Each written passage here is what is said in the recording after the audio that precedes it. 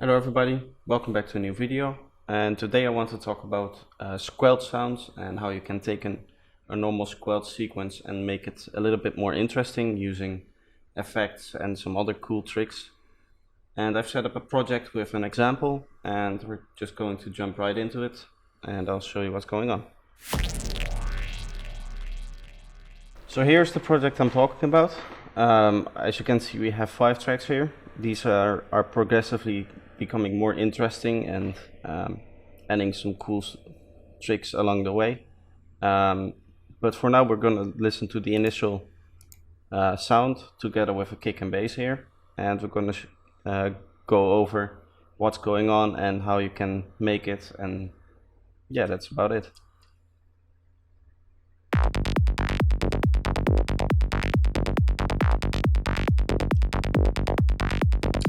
Now this is a very simple squelch sequence, as you can hear. Not much going on. If I go to the automation, you can see that I've basically randomly automated the macro 1. And if we go into the patch real quick, you can see macro 1 is set up to the filter cutoff, and the filter is set to a bandpass, and then we have the default saw going through that bandpass and no effects. So very, very basic sound, and this is how you basically make a squelch sound. And the thing you need to keep in mind is that this is played at the bass register. So as you can see, we're at G0 here, which means that this is the register where you normally have like your sub bass at. And the reason why this is important is because you want the most harmonics possible being played in the area where the filter is playing, which actually makes the squelch sound. So now I'm going to go to number 2, and we're kind of going to go over some basic effects you can put on there. The first thing I like to do, because this particular sound doesn't really have a lot of high end, is I put a bit reduction or a redux on here, which does some downsampling. As you can see, bit reduction is actually turned off here. And then we have an EQA to give a slight boost to the extreme high end here, and then we have a little bit of delay, as you can see 21%, and a very small reverb to kind of wash out the sound a bit and give it a bit more ambience. So that sounds like this.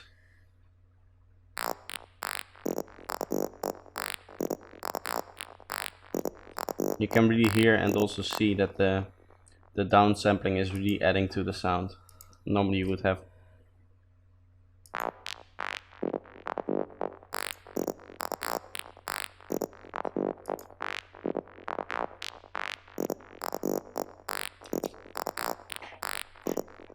So that's a really easy way to kind of get back the high end you're losing out on because you're filtering it.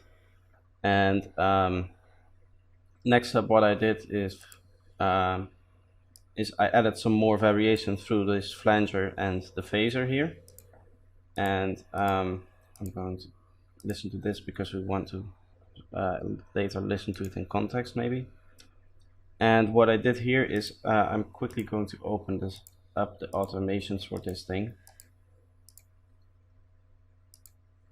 And as you can see, what's happening is that you have a phaser and a flanger, and both are being automated, so they're kind of interchanging. So when the flanger is playing here, and then we have the phaser playing here, and then the flanger playing here, doing its thing. And that kind of results in a little bit more interesting sound because there's some more movement.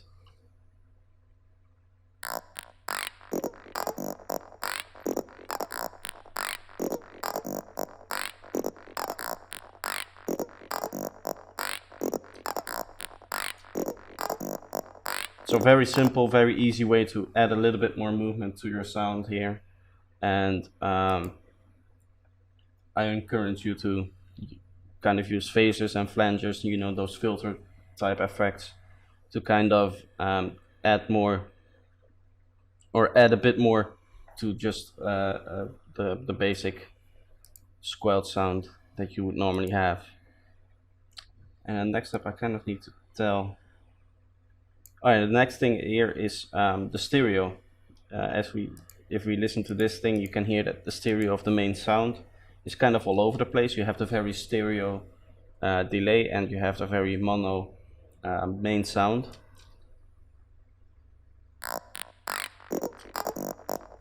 And you can hear that sometimes the flanger is going a little bit more stereo and stuff like that. To kind of make it a bit more interesting in stereo wise, I added these two stereo generators here. Now the way this works is it adds a little bit of extra noise and kind of makes the high end a little bit more washed out. Instead of those sharp peaks, you would have a little bit more of a noisy feeling. But I kind of like the sound, and it's a bit different than what you would normally have.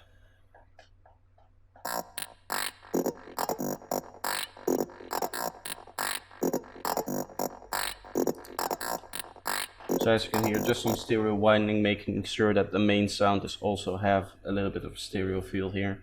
That kind of makes it a bit more interesting. And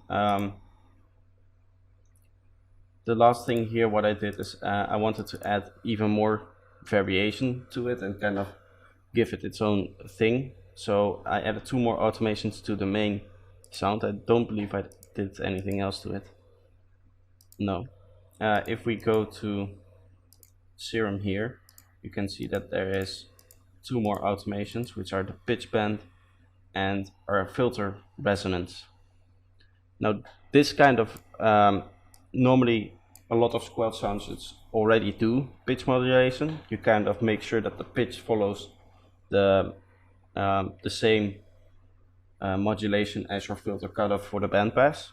But here I kind of decided to set up a custom modulation almost by automating the pitch bend here, and you can get different shapes. As you can see, some sounds I didn't add automation, and some sounds have, like this one, have the automation at the end of the sound, while others have it at the start, and some go down while the others go up. Kind of make the sound a bit more interesting by having each automation different. And also the filter resonance is going to go up here, which kind of adds a little bit more tonal properties to it, and the main fundamental part of the filter, where it's really close together, kind of gets boosted a lot, which you can hear throughout the sound.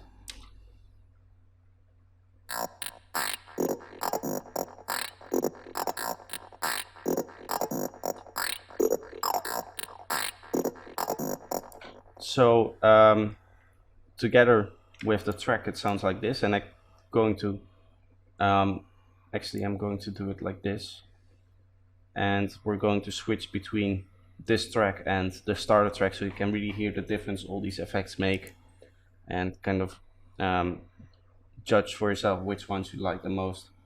And I hope that helps make you better tracks. So for the last thing we're going to do is we're going to listen to the whole thing first with the final sound, and then we're slowly going to go backwards and forwards again, so you can kind of judge what you like the most.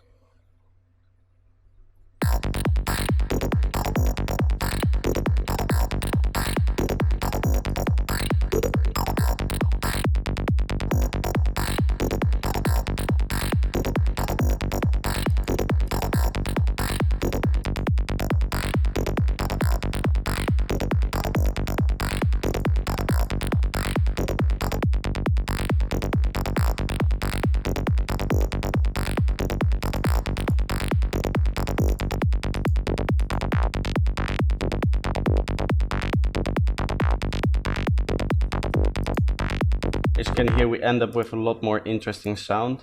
It's also a little bit better in the mix because of the more high end it has, so it kind of cuts through the mix a bit better. This has a lot of overlapping frequencies with our kick and bass, and while this one does have the same frequencies too, it's a lot relatively less because it has more high end, so it cuts through the mix better, which is mainly due to this Redux here. And so I hope this helps kind of make your own lead sounds a bit better by using effects and it's a different approach than the layering approach I showed a few tutorials prior. Instead of having multiple tracks, you kind of do everything on the same track and make one sound, try to make one sound as good as possible and have that as your main lead. Of course, you can use both techniques. In the other one, I actually showed off how I had flangers and phasers on different tracks, on different synths, and kind of switch between them. And that also is a different way to do this. It's basically the same what we do here with the automation, but this adds a bit more variation to it, to one sound. Instead of having multiple different sounds, you kind of have one standard sound. So I hope this helped you make better sound design. If there's any suggestions for future tutorials you would like me to do, feel free to let me know in the comments. And I thank you for watching, and I hope to see you next time. Bye bye.